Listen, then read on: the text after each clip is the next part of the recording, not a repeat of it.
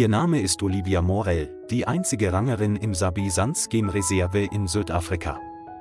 Olivia lebt allein in einem kleinen Holzhaus neben einem Reservat, mitten in der Wildnis. Obwohl die Arbeit eines Rangers hart ist, hilft sie Olivia dabei, eine tiefe Bindung zu jedem Lebewesen hier aufzubauen. In dem Holzhaus kochte sie, pflegte den Garten und zeichnete ihre täglichen Beobachtungen auf. Sie ist nicht nur Rangerin, sondern auch Mutter der Tiere, die sie gerettet hat. An einem friedlichen Morgen wachte Olivia wie üblich früh auf, um sich auf den Beginn des neuen Tages vorzubereiten. In der kleinen Küche bereitete Olivia ein Frühstück mit Eiern und Toast zu. Plötzlich ertönte ein seltsames Geräusch in der Nähe der Tür, ein leises, miauendes Geräusch wie das Miauen einer schwachen Katze. Olivia drehte sich um, ihr Herz klopfte wie wild, als sie eine Leopardenmutter auf der Veranda stehen sah. Die Leopardenmutter hielt ein bewusstloses Junges im Maul und sah Olivia flehend an. Sie ging langsam zur Tür, der Blick und das schwere Atmen der Leopardenmutter bewegten sie.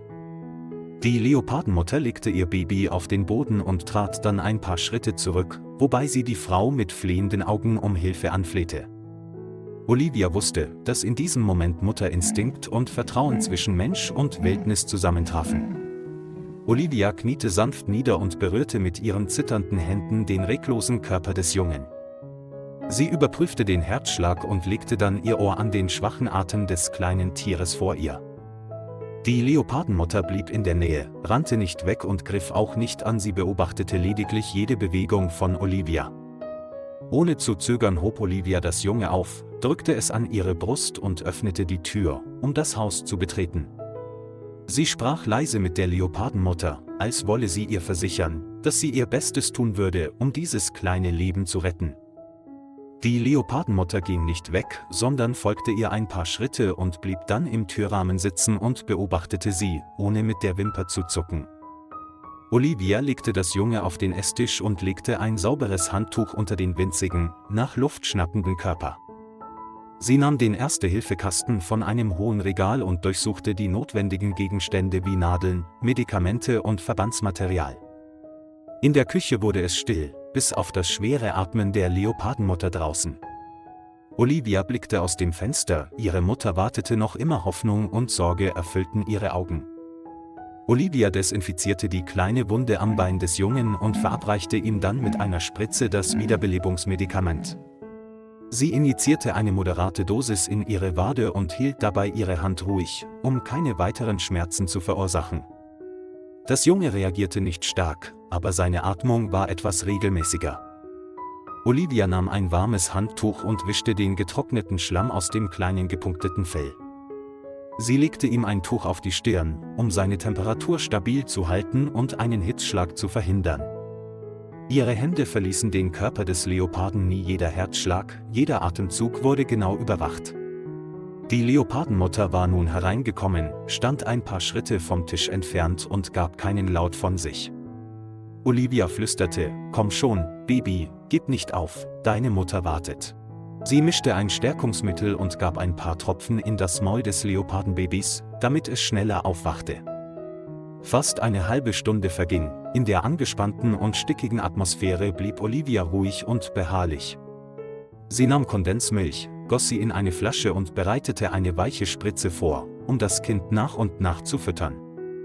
Dann, nach einer Weile, kam ein leiser Seufzer von dem Jungen, seine Ohren zuckten leicht. Olivia lächelte, weil sie wusste, dass die Gefahr außer Gefahr war, ein Leben, das im letzten Moment gerettet worden war. Die Leopardenmutter kam näher, beschnupperte ihr Baby und leckte liebevoll seinen Kopf. In diesem Moment schwiegen in der Holzküche 3 Leben wie in einer Familie. Nachdem es noch etwas Milch getrunken hatte, begann das Junge sich zu bewegen und schwache Schreie auszustoßen. Olivia streichelte seinen Kopf und lächelte dann, als sie sah, wie sich seine verwirrten Augen langsam öffneten. Die Leopardenmutter kam näher und leckte sanft das Gesicht ihres Babys, woraufhin es aufschrie und sich an sie kuschelte. Olivia öffnete vorsichtig die Hintertür und ließ die Leopardenmutter und ihr Baby in den üppig grünen Garten hinaustreten. Sie brachte eine extra dünne Decke mit und legte sie auf das Gras, damit ihr Kind in der sanften Morgensonne ausruhen konnte.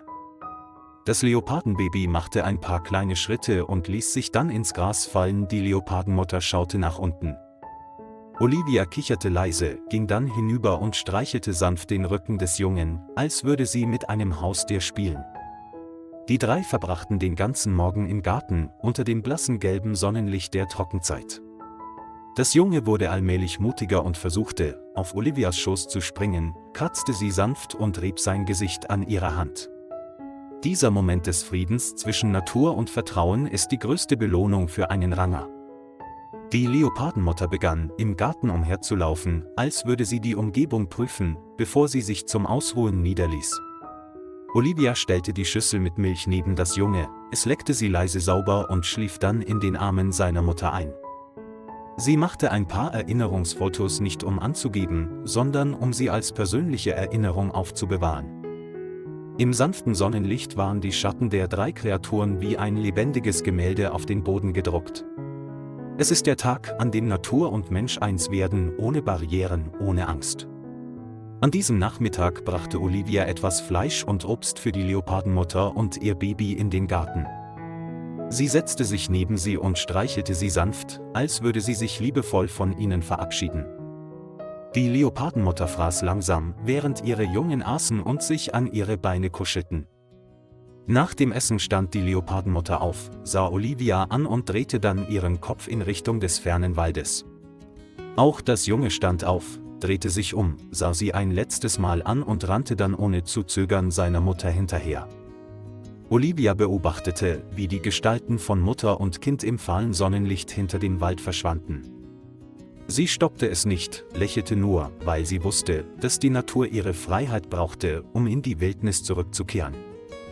Obwohl sie es bereute, verstand sie, dass die Liebe nicht dazu da ist, bewahrt, sondern gepflegt und dann losgelassen zu werden.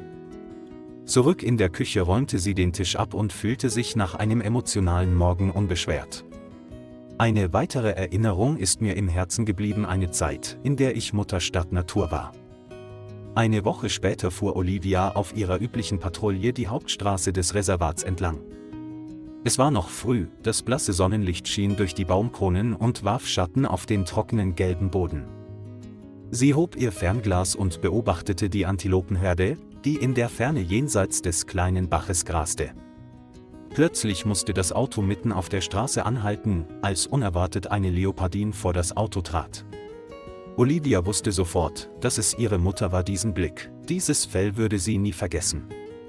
Hinter der Leopardenmutter läuft das Leopardenbaby, das inzwischen gesund ist und sicher und selbstbewusst läuft.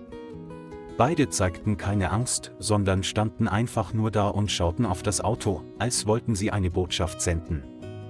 Olivia stellte den Motor ab, öffnete die Autotür und trat langsam in das sanfte Morgenlicht hinaus. Sie rief leise ihre Namen, obwohl sie wusste, dass sie den Kreaturen nie Namen gegeben hatte. Die Leopardenmutter wich nicht zurück, die Jungen rückten vor und die Kluft zwischen Mensch und Wildnis war wieder verschwunden. Olivia kniete nieder und streckte die Hände vor sich aus, als wolle sie zwei besondere Gäste in der Wildnis willkommen heißen. Das Junge kam näher und rieb seinen Kopf an ihrer Hand, als vertraute Geste nach vielen Tagen der Trennung. Die Leopardenmutter bewegte sich langsam, blieb neben ihrem Kind stehen und sah Olivia dann an, nicht mehr so vorsichtig wie beim ersten Mal. Sie streichelte sanft den Kopf des Leopardenbabys und lächelte warm im hellen Sonnenlicht des Graslandes. Die Leopardenmutter neigte ihren Kopf und machte einen Schritt nach vorne, damit sie sanft seinen Hals berühren konnte. Dieser kurze Moment war wie ein Wiedersehen zwischen drei Seelen, die keine Sprache brauchten, um einander zu verstehen. Olivia flüsterte: „Danke, dass du mir vertraust und zurückkommst, um mich zu besuchen." Das Junge saß zu ihren Füßen und hob den Kopf, um gestreichelt zu werden wie ein verwöhntes Kätzchen. Eine sanfte Brise wehte und verlieh der Atmosphäre eine sanftere Note, als würde die Natur lächeln. Bei der Patrouille an diesem Tag wurden keine Spuren von Tieren hinterlassen, aber etwas viel Wertvolleres wurde gefangen. Olivia kehrte zurück und brachte Freude und tiefe Dankbarkeit für diese Verbindung mit. Sie schrieb die Geschichte in ihr Notizbuch, wie viele schöne Erinnerungen, die hier passiert waren. Für sie gibt es nichts Schöneres, als von der Natur akzeptiert und ihr vertraut zu werden. Seitdem hofft sie jeden Morgen, die Leopardenmutter und ihr Baby am Waldrand wiederzusehen. Und obwohl sie ihn nie wieder sah, behielt sie diese Erinnerung als heiliges Geschenk ihres Lebens als Försterin. Lieber Freund, danke, dass Sie sich die Zeit genommen haben, die Geschichte zu verfolgen. Vergessen Sie nicht, den Kanal zu liken und zu abonnieren, um uns zu unterstützen.